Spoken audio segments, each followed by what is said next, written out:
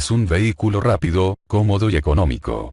Quien se proponga viajar sobre una de ellas, puede hacerlo sin haber recibido un aprendizaje previo. Todo es cuestión de montar y de mantener el equilibrio para evitar la caída. Si bien se conoció en China desde muy antiguo, en Europa y América se difundió extraordinariamente a partir del siglo pasado. Representa el medio de transporte más popular. Nuestros abuelos la llamaron pomposamente caballo de acero. Para los niños constituye un juguete maravilloso, mientras que a los trabajadores les facilita a menudo su traslado. Su estructura es una obra maestra de lógica y simplicidad. Un cuadro de metal sirve para unificar la acción de las dos ruedas. La delantera es directriz y va montada en una horquilla que el ciclista puede hacer oscilar a derecha y a izquierda sirviéndose del manillar, mientras que la de atrás es motriz. Una concepción tan sencilla no debe hacernos pensar que la bicicleta alcanzó de pronto la perfección gracias a la intuición de algún genio de la inventiva. Por el contrario, su metamorfosis ha sido muy lenta. En Francia, en 1790, aparece el celerífero, al cual podríamos considerar como el antepasado de la bicicleta. Lo inventó Sivrak. Sin embargo, algunos afirman que un siglo antes se conocía su uso. Se sostiene que un profesor de la Sorbona, llamado Ozanam, habría sido quien aplicó el principio de la bicicleta, en 1693, y logró construir una máquina rudimentaria. El celerífero de 1790 tenía dos ruedas, una detrás de la otra. Estaban unidas por medio de una viga sobre la cual se montaba como a caballo.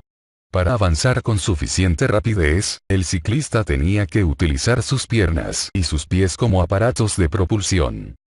En aquella época la novedad fue considerada como un juguete. ¿Quién podía pensar que la idea de un medio de locomoción puramente mecánico, montado por un jinete, no era una quimera? Nadie, excepto los investigadores, a quienes se suele tildar injustamente de extravagantes. 20 años más tarde, un agrimensor alemán intentó perfeccionar la máquina de Sivrak. Ajustó dos medas a un caballete de madera provisto de un gorrón, extremo rebajado de una madera o eje, que entra en un hueco de otro, puso una especie de manillar y agregó un asiento. Carlos Federico Drais, 1785-1851, que así se llamaba el agrimensor alemán, fue visto por las calles de Mannheim montado sobre su nueva máquina, la Draisiana, a la cual hacía correr con fuertes enviones dados alternativamente por cada pie. Pero tampoco, la Draisiana fue tomada en serio. Los peatones se desternillaban de risa al ver semejante cabalgadura. Esto no desanimó a Drais. Decidió, por el contrario, realizar algo que llamara la atención. Fue de Karlsruhe hasta Estrasburgo montado en su máquina, y empleó solo 4 horas para recorrer el trayecto, en lugar de las 15 o 16 que hubiera necesitado para hacerlo a pie. Si bien esta proeza le permitió vencer la indiferencia del público, no fue suficiente para extender el uso del nuevo vehículo, y su inventor murió en la miseria, en el año 1851.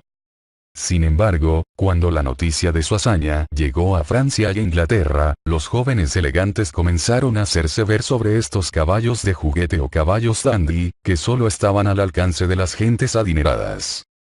Al francés Michaux o al alemán Fischer de Schweinfurt se atribuye haber perfeccionado la máquina en 1855. Se introdujo una novedad que consistía en un doble pedal dispuesto sobre la rueda delantera, lo que permitía convertir la propulsión por medio de los pies, en un movimiento continuo impulsado por los pedales. El vehículo, conocido bajo el nombre de velocípedo, adquiría mayor velocidad gracias al diámetro de la rueda anterior, más grande que el de la posterior. Michaux, que según se cree era herrero, fue el primero que aplicó los pedales a la rueda delantera de una bicicleta construida en acero. En el año 1866, Michaux, hijo, construyó una Draisiana perfeccionada, con ruedas totalmente metálicas. Algunos sostienen que fue el sacerdote franciscano Rogelio Bacon, dedicado a la física y a la mecánica, quien, en el siglo XIII, empleó por primera vez los pedales para imprimir movimiento a la máquina. Aunque eran muy pesadas, estas máquinas comenzaron a gozar de cierta popularidad. El inconveniente del peso se acentuaba aún más en el campo, donde los caminos carecían de pavimentación. En los años que siguieron se buscó aumentar cada vez más la velocidad de estos aparatos. Para conseguirlo, los mecánicos agrandaron la rueda delantera, que era la principal, y redujeron paulatinamente la rueda trasera. Luego se logró otro importante avance que consistió en revestir con un anillo de caucho la llanta hueca de las ruedas. Con ello, el vehículo se tomó más liviano. Estos aparatos de locomoción, llamados biciclos, que hoy nos resultarían grotescos, exigían que sus conductores poseyeran habilidad de acróbata sobre todo para encaramarse en el asiento o descender de él. Además la posición del hombre hacía más inestable el equilibrio del biciclo, ya que el conductor, encaramado a tanta altura, hasta 1,50 metros, podía caer de cabeza al menor choque.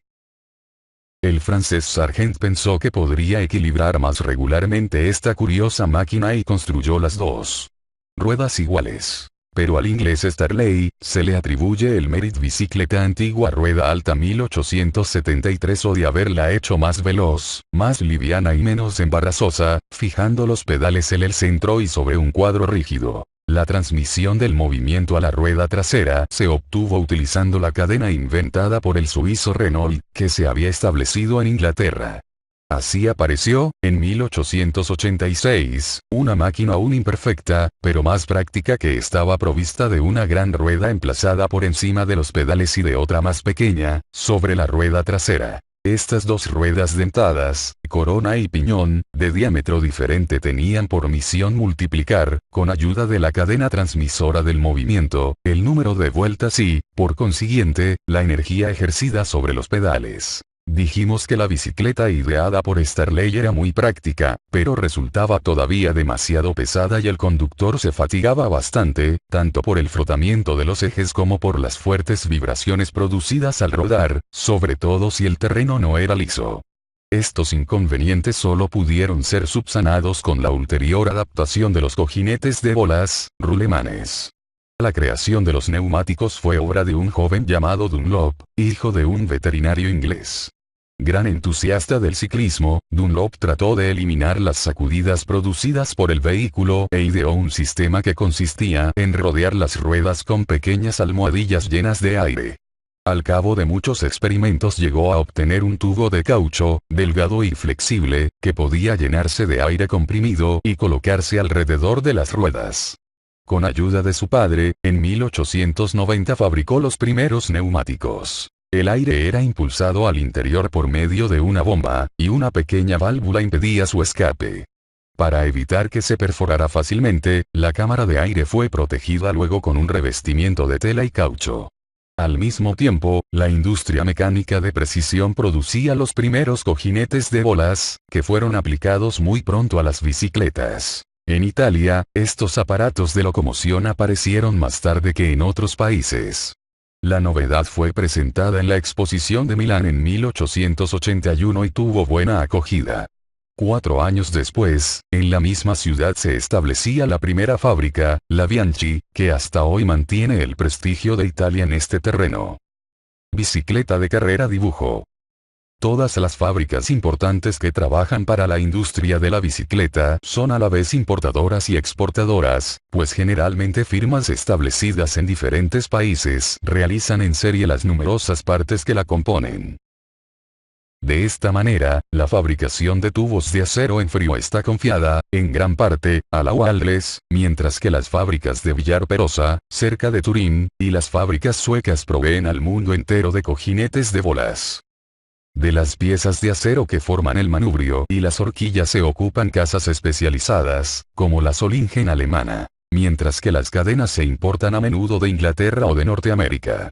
Estados Unidos exporta en gran cantidad asientos o sillines. De esta manera, los establecimientos que fabrican bicicletas, de marca tienen su tarea muy facultada.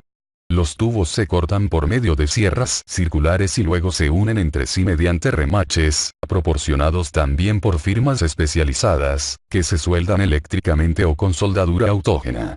El manillar y los cuadros de las bicicletas para mujer se curvan por medio de máquinas plegadoras.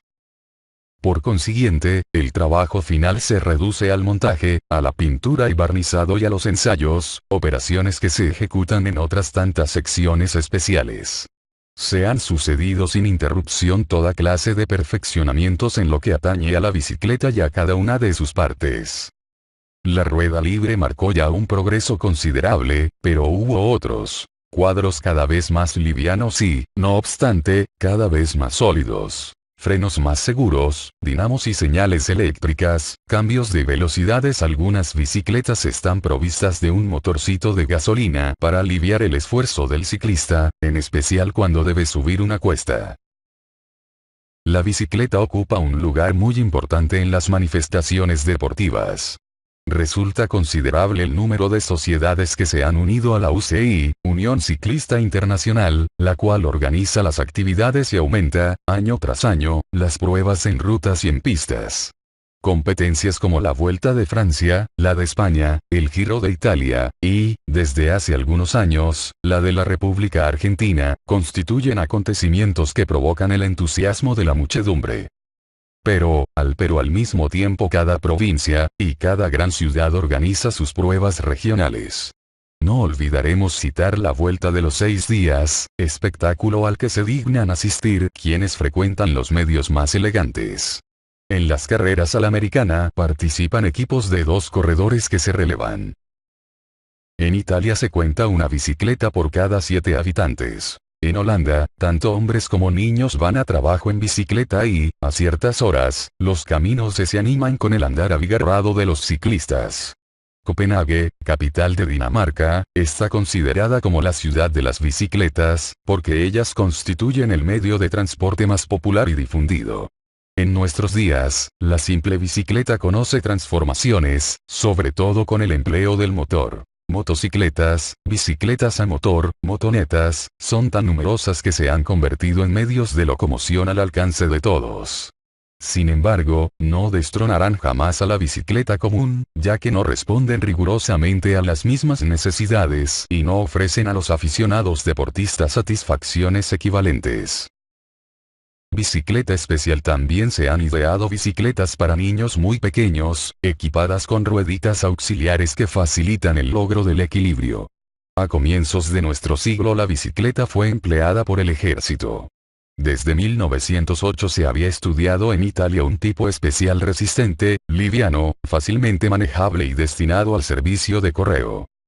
El cuadro rígido fue reemplazado por otro cuya parte anterior podía plegarse sobre la posterior, convirtiéndose así en un objeto fácilmente transportable. Para evitar en cierta medida el grave inconveniente de las pinchaduras, se adoptaron neumáticos tubulares o semimacizos. La disminución de elasticidad que esto traía aparejado se remedió con unos dispositivos de resortes ajustados al cuadro. El peso completo de esas bicicletas era de 30 kilogramos, y alcanzaban una velocidad media de aproximadamente 29 kilómetros por hora. Recordemos que, en la guerra de 1914 a 1918, los ciclistas representaron un importante papel, sobre todo como agentes de enlace. Ejemplo de una bicicleta del siglo XXI. Bien amigos y amigas, esta fue una investigación del Dr. Mentes X. Suscríbete a nuestro canal y dale manito arriba, gracias. Hasta pronto.